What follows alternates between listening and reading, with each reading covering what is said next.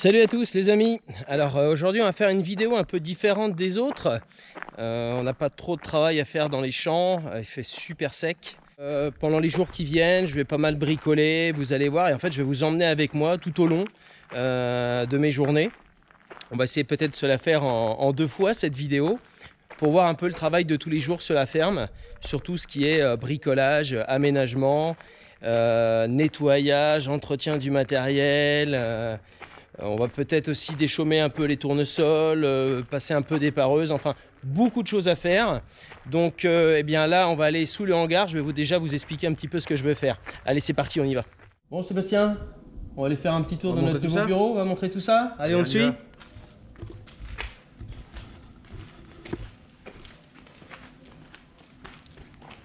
Donc voilà, et puis alors le côté rose, c'est magnifique. Alors juste un... On se perd dans le noir. Je sais pas si vous vous souvenez, on avait notre camion, on met nos phytos, on avait une remorque et tout, puis Seb a tout enlevé parce qu'en fait c'est là où on va faire notre futur atelier. On aura tout sous la main.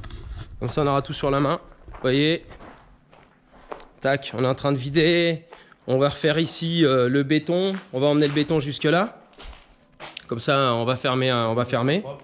Donc là, en fait, l'intérêt c'est d'avoir l'atelier, le bureau juste à côté, à l'abri. Donc j'ai acheté ça à un copain. Donc bon, c'est un peu le bordel, hein.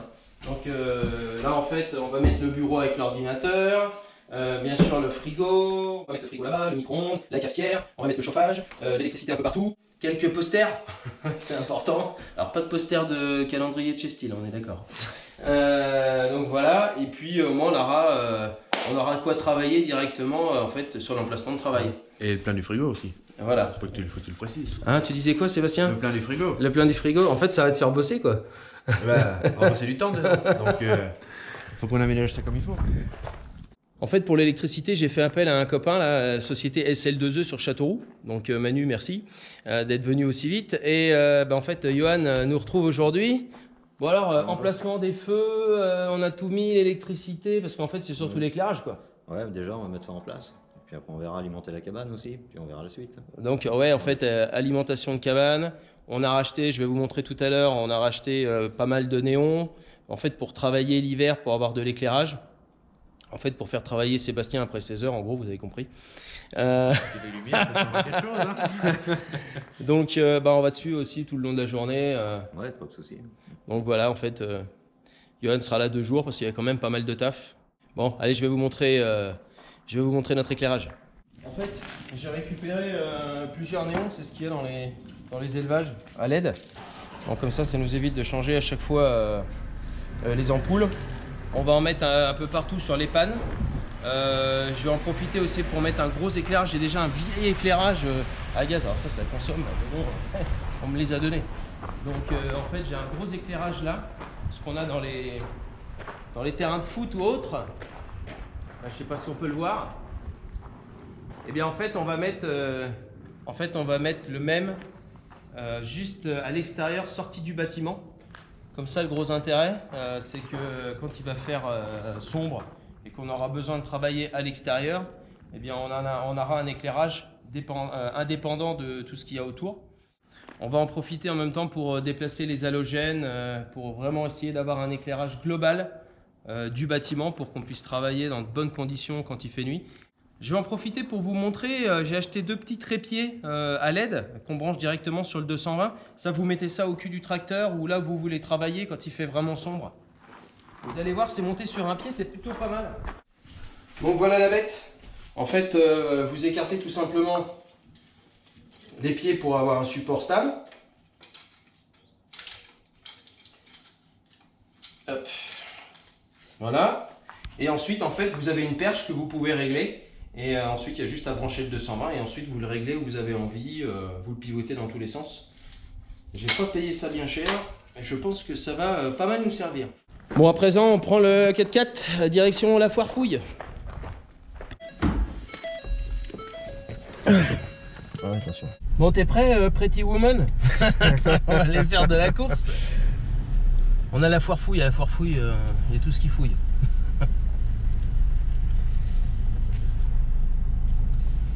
Allez, c'est parti.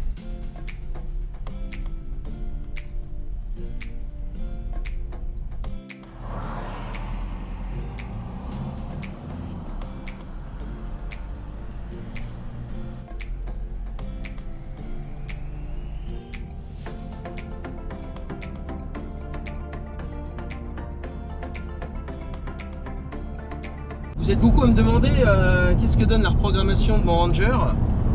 Alors déjà, premièrement, j'ai entendu dire que j'aurais plein de problèmes, etc. J'ai jamais eu aucun souci avec le 4x4 depuis que j'ai refait la reprogrammation.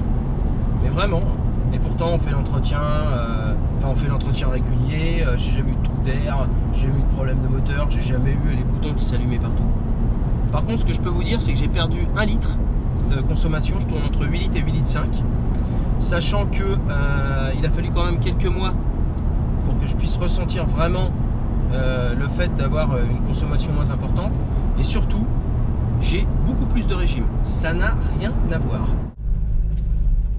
Il n'y a pas de... Le handicapé, non? Non, c'est pour ça que je me... non, je me dis juste que... Ah merde, bah, elles sont là. Il n'y a pas de chariot là dans la cabane? T'as l'entrée, un panier ou... Bon, faut que je prenne mes sous parce qu'on va pas prendre les tiens. Oh bah non, moi je vais prendre le portefeuille. Hein. Alors les masques, très important. Je t'en ai pris un pour toi, Sébastien. Bon, Sébastien, tu vas mollo. Non. Bon, par où on commence? Je sais pas. Tu veux des fleurs? Non. Non, ça va pas loger. Bon, très important le balai, Sébastien. Faudrait pas que le manche. Hein. Ça va pas aller facile.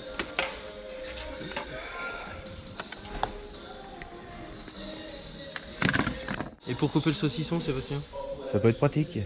Regarde, il y a des verres là. Ils sont trop petits. Tu peux On met les rien, mettre, là, on met non? rien là-dedans.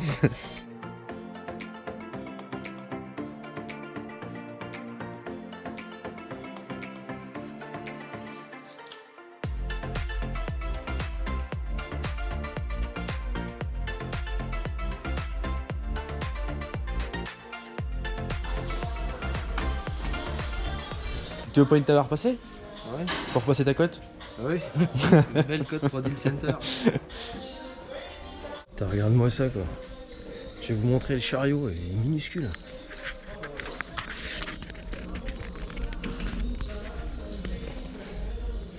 Ce qui est bien, c'est qu'on va pas beaucoup dépenser, hein, regarde. Une deuxième remarque qu'il nous aurait fallu.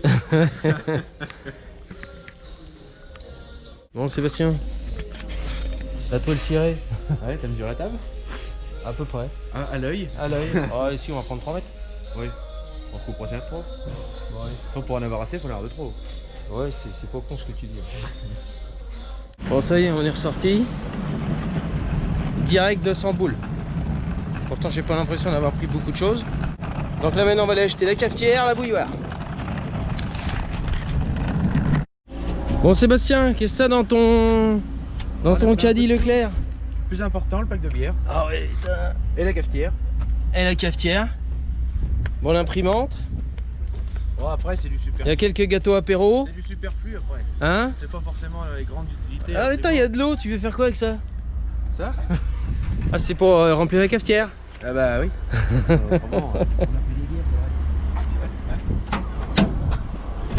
Bon, on est arrivé, j'en ai profité pour aller déjeuner, me changer et on va commencer à installer notre petit bungalow.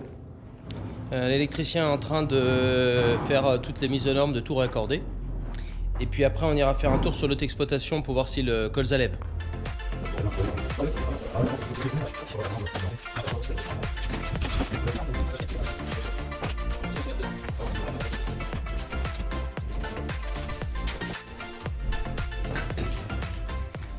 Bon là on va y remettre une poignée, on va lui remettre aussi un canon parce que la clé était perdue, c'était un vieux modulaire.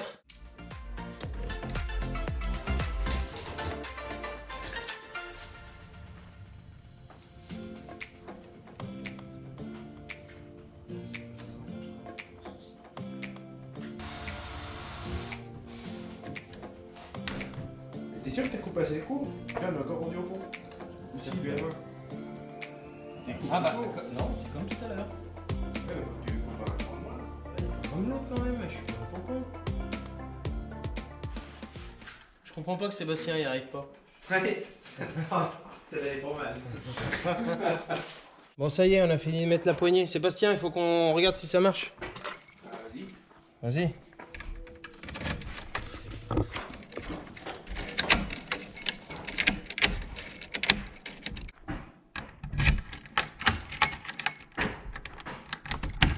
Tac. Oh, pas mal. Ah merde, je peux plus ouvrir. Non mais... Bon, une chose de faite. Bon alors là, on a installé notre porte. Ce qu'on va faire, c'est qu'on va laisser Johan tranquillement faire l'électricité pour lui laisser un petit peu l'air libre. Et ensuite, on essaiera de tout aménager à l'intérieur. Et pour ce soir, on branchera directement le 220 sur une prise avant de faire tout le câblage tout autour des poutres, faire quelque chose de propre. Donc là, ce qu'on va faire en fait, c'est qu'on va aller prendre le massé avec la benne et on va aller prendre tous les big bags, tous les bidons vides qu'on peut avoir, et puis on va emmener ça à la COP. Mais ce qu'on va faire avant, on va aller faire un petit tour du matériel. C'est vrai que c'est assez vide là dans le hangar. C'est compacté sur les 10-15 premiers centimètres. Vous allez voir, on l'a mis tout au carburant.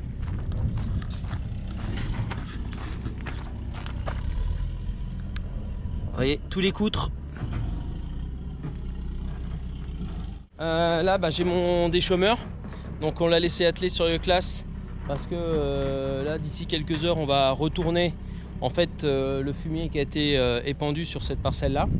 Et on ira faire un tour aussi sur les cannes de tournesol. Et vous allez voir, le travail est plutôt intéressant.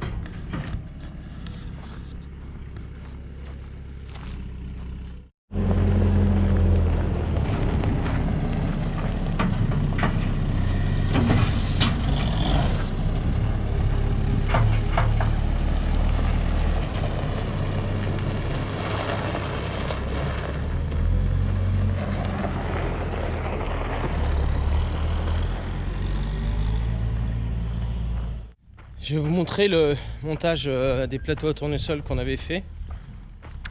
Alors on a laissé les rabatteurs avec les pics parce que pour le travail que c'est de mettre des tôles ou bien de les enlever, ça vaut vraiment pas le coup. J'ai très peu de têtes de tournesol qui viennent se piquer dans les rabatteurs, donc c'est pour ça qu'on le laisse comme ça.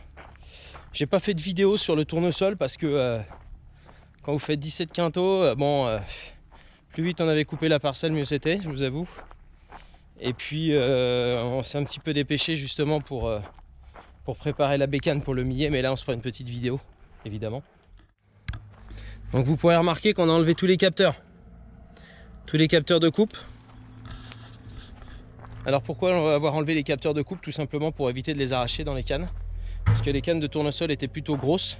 Comme je décompacte en fait, le racinaire va chercher très bas, donc il y a toujours et d'une une bonne implantation qui va chercher aussi l'humidité. Mais le problème c'est que ensuite elles sont grosses et on avait arraché un tuyau hydraulique l'année dernière, c'est quand même assez fort. Et c'est pour ça qu'on les enlève, pour éviter de les abîmer. De toute façon, comme on coupe assez haut, évidemment on les utilise pas. Donc quitte à ne pas les utiliser, les enlever pour les protéger. J'en profite pour vous montrer la parcelle où mon collègue a épandu son fumier. Donc comme vous savez ici je suis pauvre en matière organique. Alors soit je laisse la paille et je la laisse se décomposer, soit je fais un apport de fumier, ce que j'apprécie. On a une décomposition qui est déjà beaucoup plus rapide. En plus, on a quand même des éléments nutritifs comme l'azote, le PK, qui se dégradent aussi plus rapidement avec le fumier. Donc je l'incorpore en fait sur les premiers centimètres. Je ne le laboure pas parce que ce serait quand même dommage de le mettre en profondeur, qu'il soit dans un milieu anaérobie, donc non oxygéné, qui fait qu'il se décompose beaucoup moins bien. On n'a pas la même micro et macrofaune.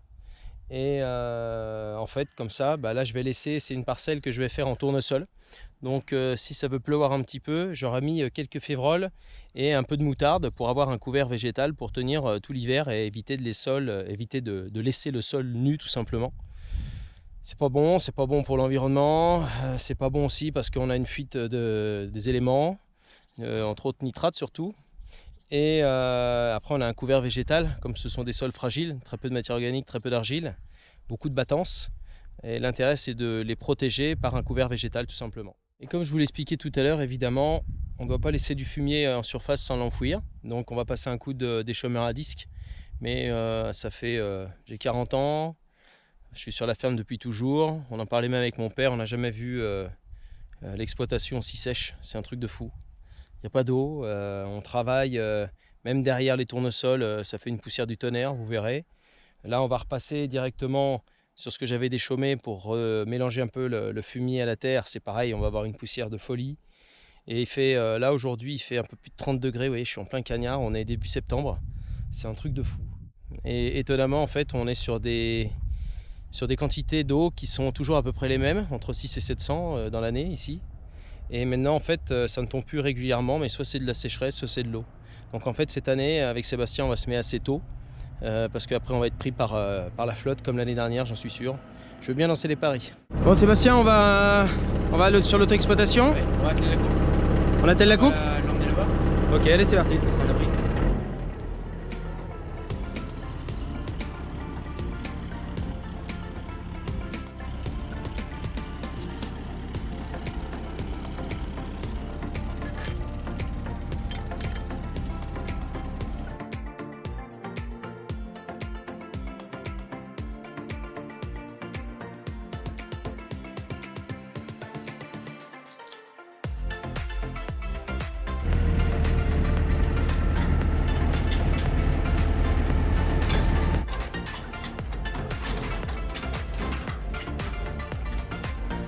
Bon, ça y est, l'éclairage est mis, on va voir ce que ça va donner là, nos tubes à LED.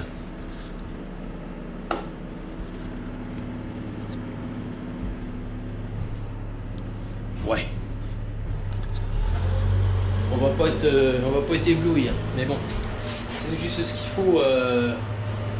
Il y a juste ce qu'il faut dans le modulaire. Par contre, qu'est-ce que ça va donner quand on va les mettre sur le hangar? Bon, on en a plusieurs, vous allez me dire, mais je sais pas trop ce que ça va donner. Bon, quoi qu'il en soit, en fait, à la maison, il y a un locataire. Et un locataire de choix, pour ceux qui aiment le rugby. Mon nouvel ami, Sissa Yokambole. Koyamembole. Yes. Alors, pour ceux qui connaissent Sissa, ça a été un champion du monde rugby à 7 Fidji. Ouais. Il a joué dans l'équipe nationale de 2000... Coupe du Monde, 2003 et 2007 et 2011. Voilà, tu as joué à Bordeaux, Brive, Oui. Toulon, Lyon. Brive. Ouais, surtout Brive. Oui. J'ai un de mes super amis qui était capitaine de Brive. Il m'a dit qu'il aimait pas avoir Sissa dans les fesses. Ça poussait. Juste pour vous donner une idée, je suis plus vieux que Sissa. Oui. On est de la même année, mais ouais, on n'a pas mangé la même gamelle. Pas manger la même, oui, oui. Alors, faut savoir aussi un truc. Regardez sur internet, vous verrez un peu le palmarès de Sissa. Ouais. Juste pour information, Sissa, il est aussi agriculteur dans les îles Fidji. Ouais. Il a 36 hectares, ils sont à Ouais. 6, ils font tout à la main. Voilà. Tu fais quoi? Tu fais manioc? Manioc, taro, légumes, et patato, sweet potatoes, et tout, tous. Tous les manger. Et tout à la main. Donc voilà, donc maintenant Sissa, on l'a embauché pour tout faire à la main. Ouais. Donc en fait, il est venu à Châteauroux pour l'équipe de rugby, remonter Ouais. un petit peu le Moi, niveau. Ouais. Et puis nous, on est content de t'avoir. Oui, content. Merci. beaucoup. Allez, on le Ouais, reverra bon dans les avis. vidéos. Ouais. Bon allez, Sébastien est parti sur l'autre exploitation avec le Manitou et la coupe. Comme ça, on va pouvoir la mettre là-bas, comme le millet est là-bas. On la démontera là-bas en même temps. Et puis moi, je prends le gros massé. Et puis la benne pour pouvoir mettre les bidons et tous les big bags pour emmener ça à la COP. C'est parti.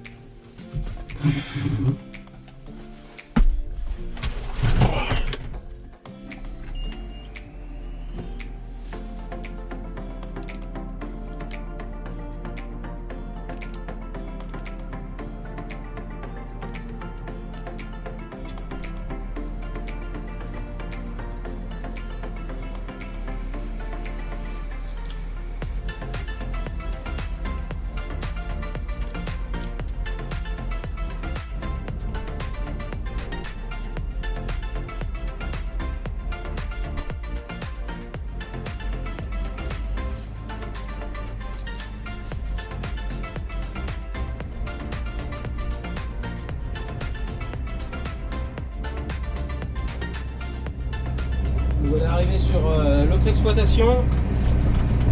Les gens étaient sympas sur la route. Ils te saluent, ils te remercient. C'est quand même assez étonnant parce que c'est pas toujours le cas. Et malgré la sécheresse, là, il y a pas mal de repousses d'orge quand même. Hein. Et j'ai entre autres aussi pas mal de chardon. Donc on va proscrire l'outil à disque.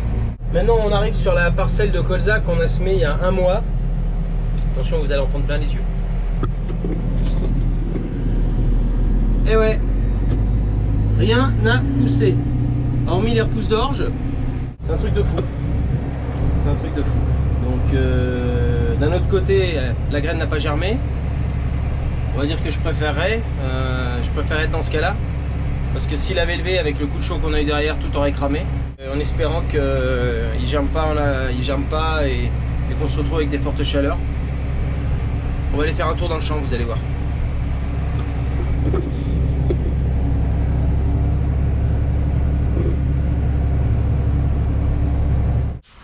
On a quand même les culs de batteuse qui se lèvent, vous pouvez vous le voir. Alors, on les voit plus de ce côté-là parce qu'on est, sur des sables, donc ça pousse toujours plus vite.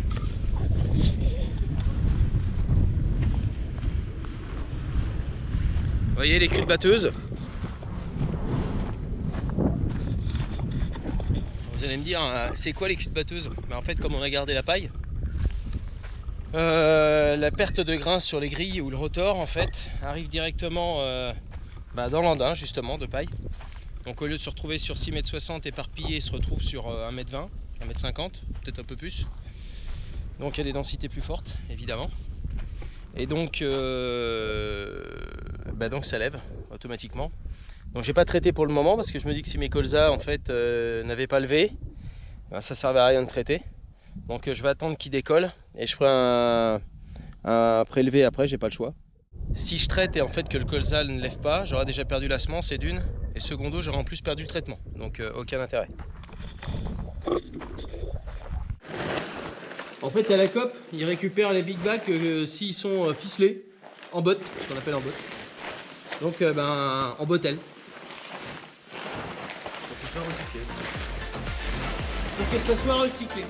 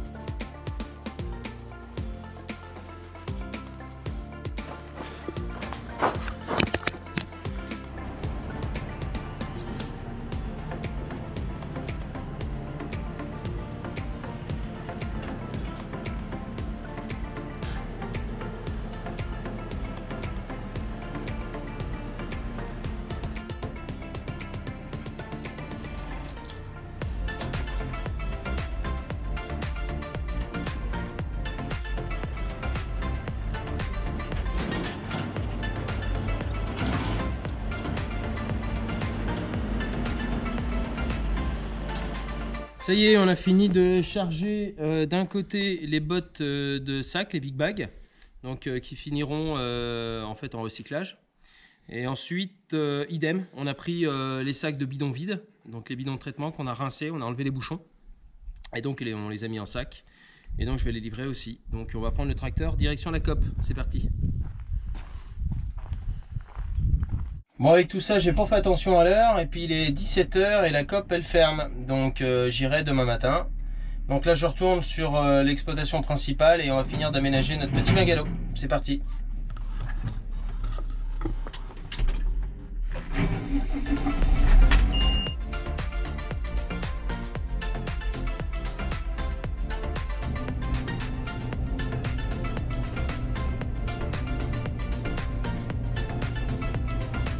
Pour les enfants, faut les mettre tôt au métier.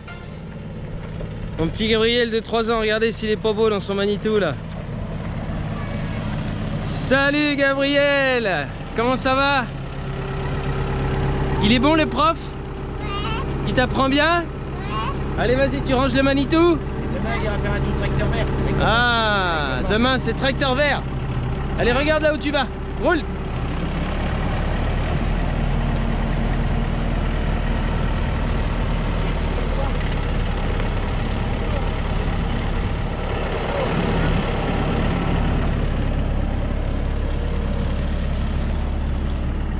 C'est ça qui est génial dans ce métier. Si on peut transmettre à nos enfants la passion, en espérant que ça marche mieux pour eux. Après ils feront bien ce qu'ils voudront. Tout ce que je peux vous dire, c'est qu'ils aiment le tracteur. Alors nous voilà revenus dans le petit cabanon. On a installé le frigo. On va installer la cafetière. Il y aura l'électricité demain. Il faut mettre le radiateur. Vous voyez, j'ai acheté un petit radiateur. On va le mettre sous la fenêtre. Là, ça va être le petit coin pour mettre l'ordinateur et l'imprimante. Et puis on va installer ça propre. Vous allez suivre le déroulement.